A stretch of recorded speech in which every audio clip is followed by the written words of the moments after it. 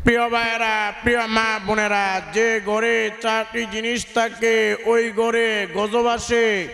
যদি আপনি গজব থেকে বাঁচতে চান 4টি জিনিস এখনই সরিয়ে ফেলুন, না হয় গজব আসবে, আপনাদের পুরো পরিবার ধ্বংস হয়ে যাবে। এই 4টি জিনিস যেই ঘরের মধ্যে থাকবে ওই ঘরে নামাজ পড়লে নামাজ কবুল হবে না, দোয়া করলে দোয়া কবুল হবে না, কোনো ধরনের ইবাদত বন্দেগী কবুল হবে না। এই 4টি জিনিস যেই ঘরে থাকবে ওই ঘরের মধ্যে রহমত থাকবে না, বরকত থাকবে না। আর যেই ঘরে রহমত বরকত না থাকে ওই ঘরে অভাব, অনটন, অশান্তি, দারিদ্রতা চলে আসে। এবং মনে রাখবেন, এই 4টি জিনিস যেই ঘরে থাকবে ওই ঘরে রহমতের ফেরেশতারা আসবে না। এই জন্য প্রিয় ভাইয়েরা, প্রিয় মা বোনেরা, আজকের এই বয়ানটা শুনে আপনারা দেখবেন আপনাদের ঘরে এই 4টি জিনিস আছে কিনা, অথবা এই 4টি জিনিসের কোনো একটি জিনিস আছে কিনা। যদি থাকে তাহলে আজই সরিয়ে ফেলবেন, না হয় আপনাদের ঘরে গজব আসবে, আপনাদের পুরো পরিবার ধ্বংস হয়ে যাবে। প্রিয় ভাইয়েরা, প্রিয় মা বোনেরা, এই 4টি জিনিস যেই ঘরের মধ্যে থাকে ওই ঘরের মধ্যে আল্লাহর রহমতের ফেরেশতা, বরকতের ফেরেশতা আসে না। আর যেই ঘরের মধ্যে রহমত আর বরকতের ফেরেশতা আসে না ওই ঘরের মধ্যে রহমত আর বরকত আসে না। আর যেই ঘরের মধ্যে রহমত বরকত আসে না ওই ঘরের মধ্যেই অভাব, অনটন, অশান্তি, দারিদ্রতা, বিপদ আপদ, বালা মুসিবত লেগেই থাকে, লেগেই থাকে।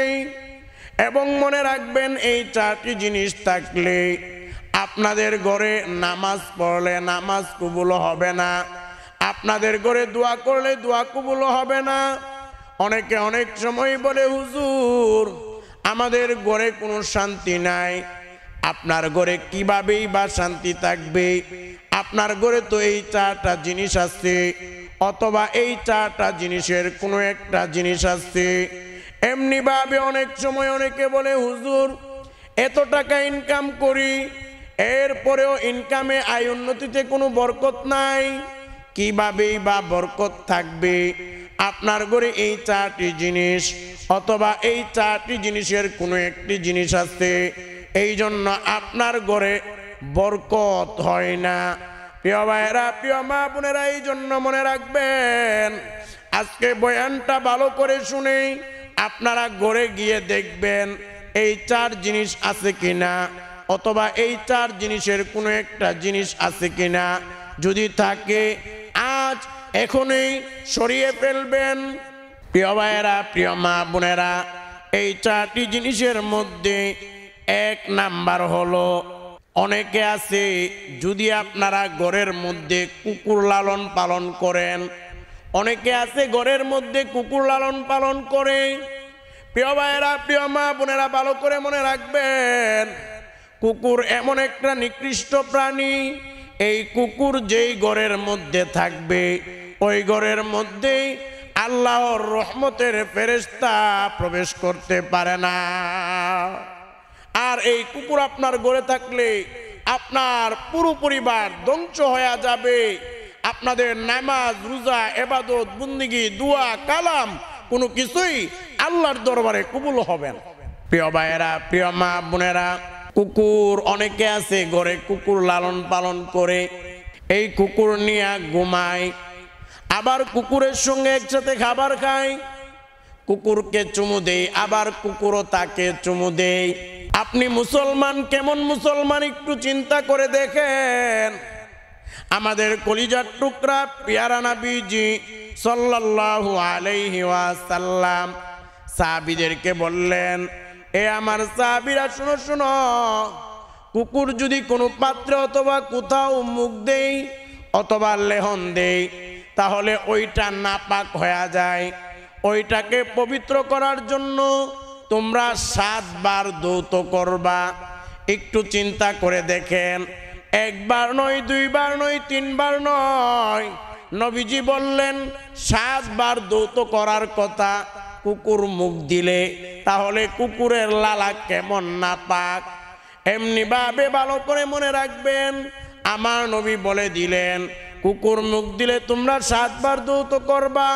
যখন তোমরা 7ম বার দৌত করবা, তোমরা মাটি দ্বারা ভালো করে ঘষে মেজে দৌত করবা।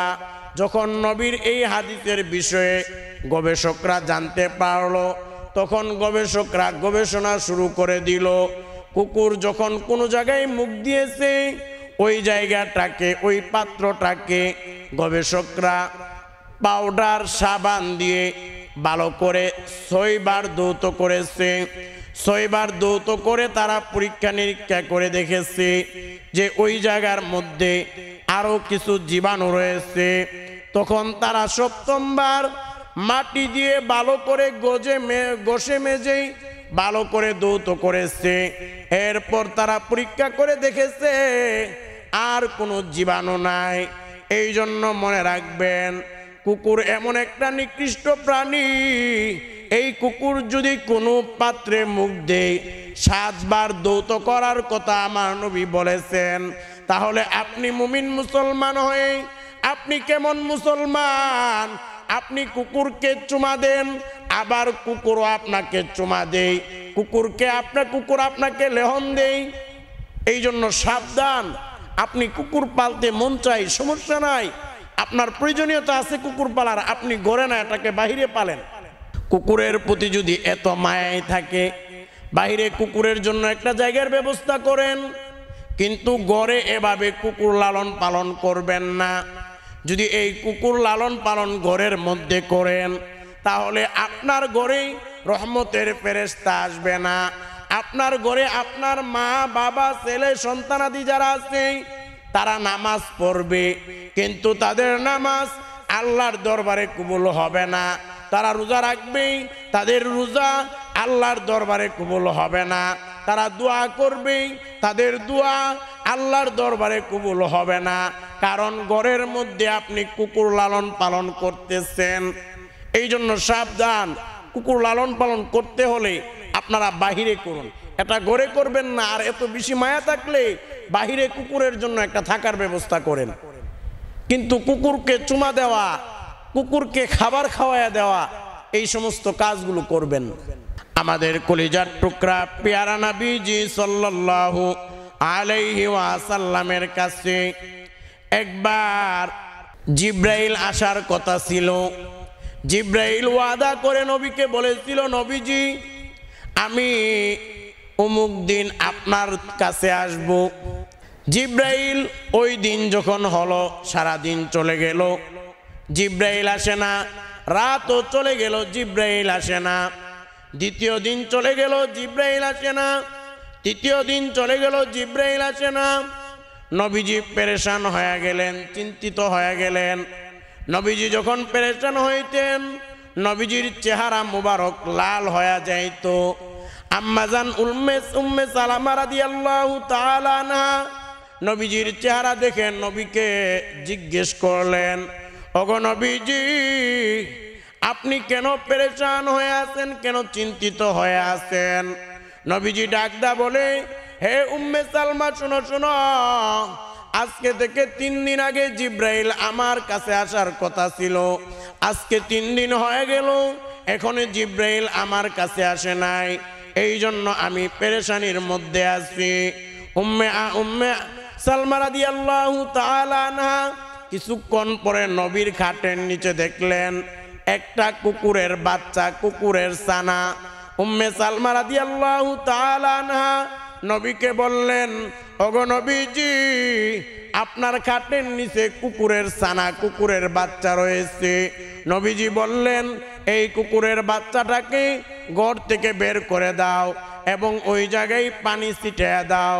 নবীর কথা মতো উম্মে সালমা রাদিয়াল্লাহু তাআলা আনহা ঘর থেকে কুকুরটা বের করে দিলেন এবং কুকুরের জায়গায় পানি ছিটিয়ে দিলেন। কিছুক্ষণ পরে জিব্রাইল আমিন নবীর দরবারে আসলেন। নবীর দরবারে এসে নবীকে সালাম দিলেন, আসসালাতু আসসালামু আলাইকা ইয়া রাসূলুল্লাহ, আসসালাতু আসসালামু আলাইকা ইয়া হাবিবাল্লাহ। নবীকে জিব্রাইল সালাম দিলেন। এবার নবী জিব্রাইলকে ডাক দেয়া বলে, ও জিব্রাইল, তুমি তো 3 দিন আগে আমার কাছে আসার ওয়াদা দিয়েছিলে, তুমি কেন আসো নাই?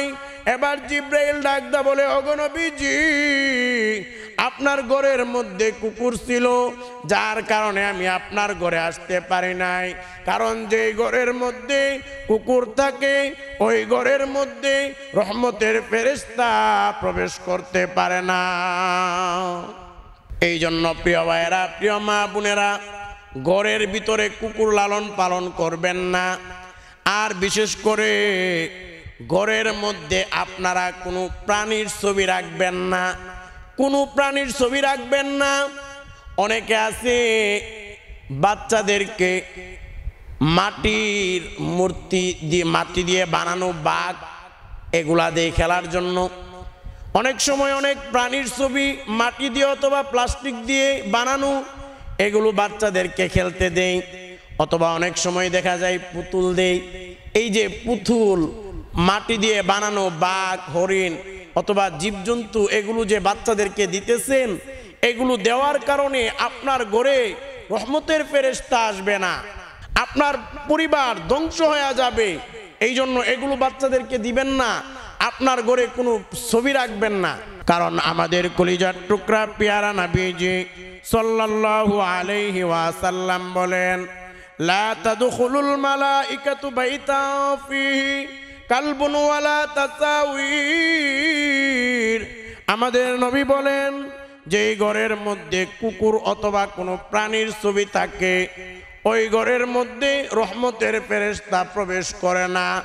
আর যেই ঘরের মধ্যে রহমতের ফেরেশতা আসে না, ওই ঘর, ওই পরিবারটা ধ্বংস হয়ে যাবে।